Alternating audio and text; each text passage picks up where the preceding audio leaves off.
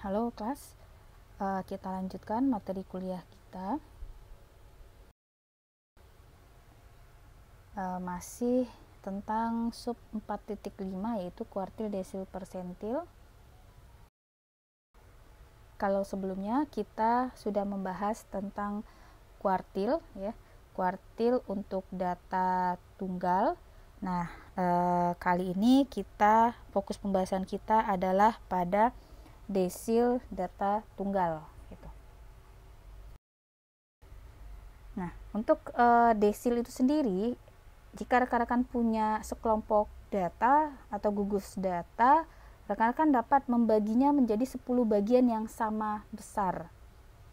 Nah, pembagian dari 10 data ini akan menghasilkan 9 pembagi yang berturut-turut kita namai dengan desil pertama. Ini disimbolkan dengan D, desil pertama, desil yang kedua, sampai dengan desil ke-9. Nah, cara mencarinya sama seperti kuartil di video sebelumnya, yaitu sekumpulan data yang rekan-rekan miliki itu kemudian diurutkan dari yang kecil ke yang besar.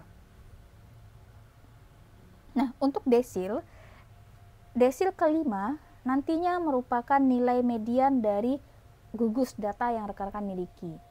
Jadi misalnya rekan-rekan punya sekumpulan data atau gugus data, nah dari sekumpulan data tersebut rekan-rekan ingin mencari nilai desil kelimanya misalnya.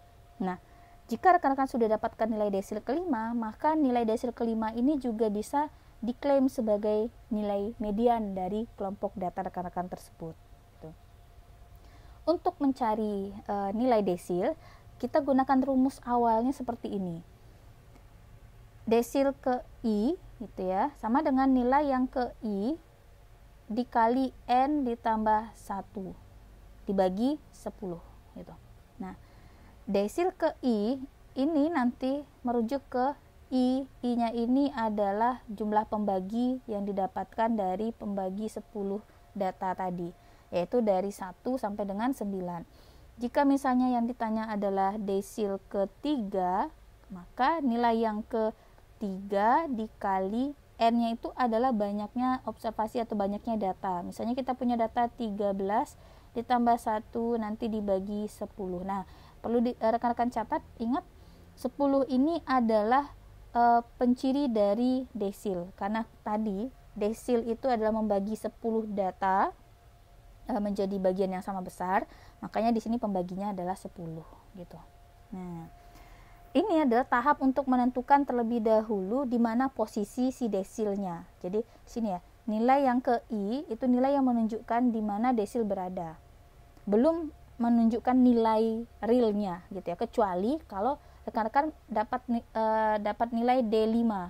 D5 misalnya nilai yang D5 itu sama dengan nilai yang ke 10 misalnya dari gugus data rekan-rekan, maka 10 ini sama seperti yang di kuartil, maka ini adalah X10. Nah, coba rekan-rekan cek X10 ini berapa nilai dari X10. Nah, maka itu adalah D5-nya misalnya seperti itu. Untuk lebih detailnya kita cek di contoh soal berikut. Nah, soalnya sama, saya gunakan dengan soal yang ada di video tentang kuartil data tunggal. Namun di sini pertanyaannya kita sesuaikan dengan topik pembahasan kita, yaitu desil. Yang ditanya di sini adalah desil 1, desil kedua hingga dan desil ke-9. Jadi ada 3 yang ditanya gitu ya. Tahap pertama, rekan-rekan urutkan datanya terlebih dahulu. Jadi dari yang kecil ke yang besar, dan jangan lupa berikan label datanya. Jadi ada X1, X2 sampai dengan X13, karena kan soalnya itu membahas tentang 13 karyawan yang mendapatkan upah bulanan gitu ya. Jangan lupa diberikan label ini, karena ini nanti penentu posisi dari desilnya. Mau itu desil, kuartil atau persentil, tetap berikan label dari datanya. Nah, kemudian yang kedua kita masukkan dia ke dalam rumus. Tadi rumusnya itu adalah DI, ya, rumus asalnya DI sama dengan nilai ke I dikali N ditambah 1 dibagi 10, karena dia desil ya. Nah, dia desil, maka dia dibagi 10 gitu. Nah, maka rumus ini kita masukkan dia angka-angkanya, kita berikan angka-angka. Karena yang ditanya adalah desil 1, maka desil 1 itu nilai yang ke-1 dikali n-nya itu 13 ditambah 1 dibagi 10. Nah, nanti hasilnya seperti ini. Di sini agak ada perbedaan ya dengan kuartil. Hasil pembagi di sini ini sama, artinya rekan-rekan bisa mencari pecahannya gitu ya, nilai ke-1 dikali 14 per 10, jadi 14 per 10 ini bisa lah ya, rekan-rekan sampai sini bisa gitu ya. Nah, kalau di saya, ini triknya saya pecah pecahan ini menjadi seperti ini. Nilai ke 14 per 10, maka 14 per 10 itu adalah 14 per 10. Nah, atau sama aja kalau misalnya rekan-rekan cari di kalkulator. Coba rekan-rekan gunakan kalkulator sekarang. Coba cari 14 dibagi 10.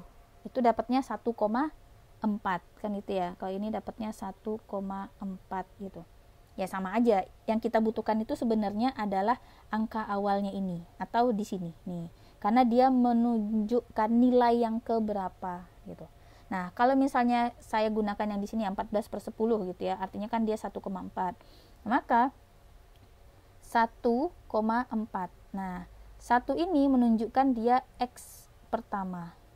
Nah, tentunya 1,4 itu 1,4. Artinya dia berada di antara angka 1 dengan angka 2. Kan 1,4 di sini, 1,4. Maka dia berada di antara X1 dengan X2. Nah, gitu aja logiknya gitu ya. Nah, namun tidak rata-rata yang kita cari di sini, namun kita masukkan dia ke sini untuk mencari real nilai dari desil pertama. Maka karena dia 1,4 atau 1/4 per 10 ini sama aja sebenarnya. Kita ini mewakili nilai X1 gitu ya. 4 per 10 ini 0,4 gitu.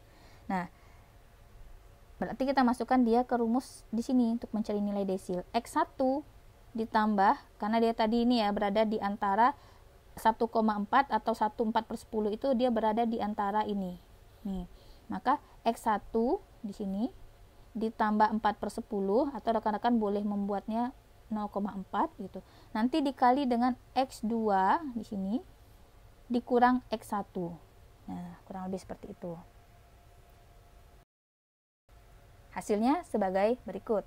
D1 sama dengan X1 ditambah 4 per 10 dikali X2 dikurang X1. 4 per 10 ini lagi-lagi saya buatkan sini 0,4. Nanti mana tahu rekan-rekan tidak bisa atau kebingungan ya mencari pecahannya, jadi saya desimalkan.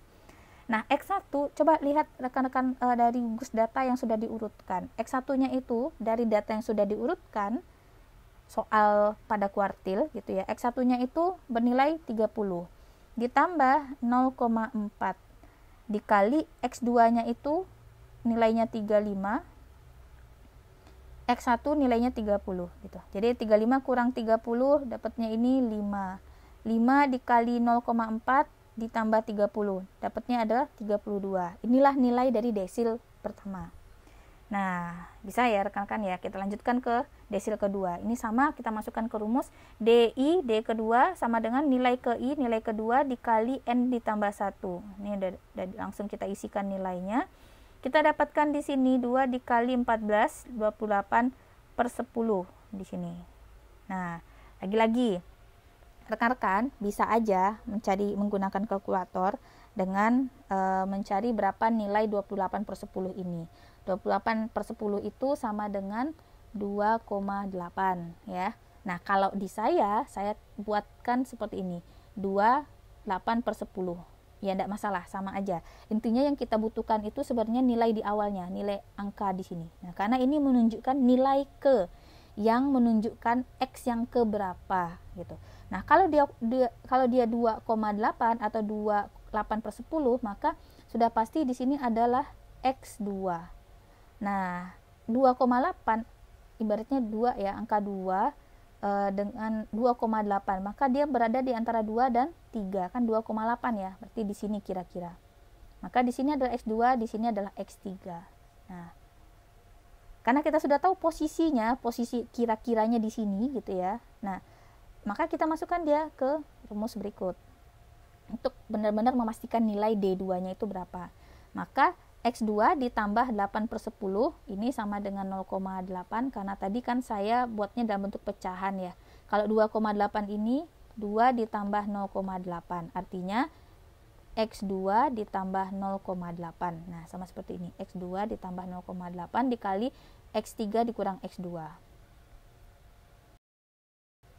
Maka rekan-rekan bisa masukkan dia ke dalam turunan rumus berikut. X2 itu kalau dari gugus data yang di soal kuartil setelah rekan-rekan urutkan itu nilainya 35. 8/10 ini saya buatkan saja pecahannya 0,8 ini 0,8 gitu ya. X3 itu nilainya 40, X2 35. Nah, dapatnya D2 adalah 39. Silakan rekan-rekan cek benar tidak hasilnya 39. Yang terakhir, desil ke-9. Nah, desil ke-9 ini kita peroleh dengan cara pertama kita tentukan dulu posisinya di mana gitu ya. Untuk menentukan posisinya adalah kita masukkan dia ke rumus DI tadi. Maka D9 sama dengan nilai ke I-nya itu maka nilai ke 9 dikali 13 nih N ditambah 1 bagi 10. Nah, 14 dikali 9 itu 126/28 karena dibagi 10. Nah, ini lagi-lagi rekan-rekan bisa gunakan kalkulator, nggak harus dibuat pecahan. Kalau mau bikin pecahan, trikinya ya seperti ini, 12 6/10 gitu, seperti itu. Tapi kalau mau dibuat pecahan boleh, rekan-rekan nanti bisa cek 126 nanti dibagi 10, dapatnya ini adalah 12,6. Nah, 12,6 ini menandakan posisi X yang ke-12. 12,6 itu dia berada di antara 12 dengan 13, maka X13 di sini kira-kira 12,6.